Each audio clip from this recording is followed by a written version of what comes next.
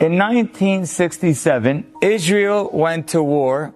Israel had the 6-Day War, and they got the Kotel back. From 48 to 67, they didn't have any access to the Kotel. And now in 1967, they got the Kotel back.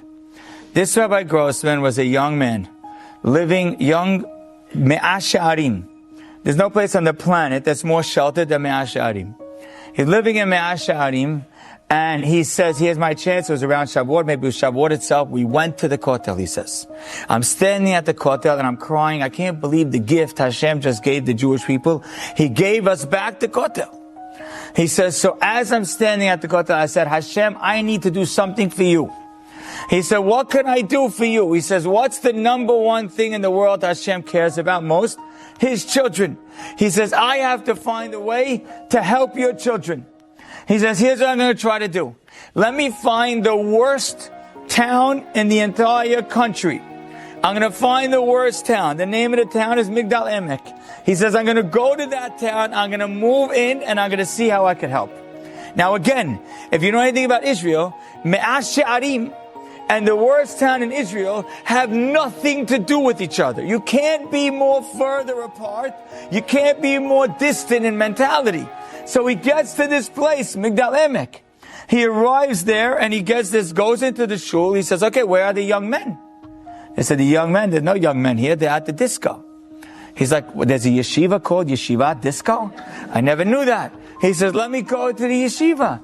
He goes into where he finds out the disco is, again, a rabbi in his 20s from Me'ah She'arim. Picture Me'ah She'arim. Walks into the disco. I don't know what happened at that point. I know that man walked into the disco with no skill set officially, no training, just walked in a rabbi with a heart. And today, 40,000 students have gone to his yeshiva.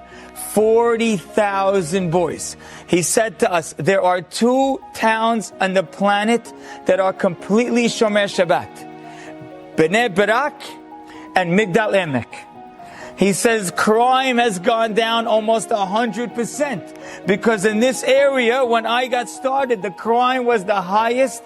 The drugs, the alcohol, the abuse, all of the crazy things, the stealing, the rob, was the worst in the country. What'd he do? If he would have come to me 1967, the day after Shavuot, and he would have said to me, I want to help Hashem's children, I would have said, find 6 kids in Me'ah She'arim and learn with them. Teach them some Gemara. That's what you know how to do. If you would have told me, now I'm going to go to the north of Israel, plant myself in some random town, I'm going to walk into a disco, I'm like, you don't even know what to say. You don't speak their language. They look at you like you're an alien. What are you going to do? How you can even try? What's the point? Easily I would have sat him down and said, nah, don't waste your time. But he moved in.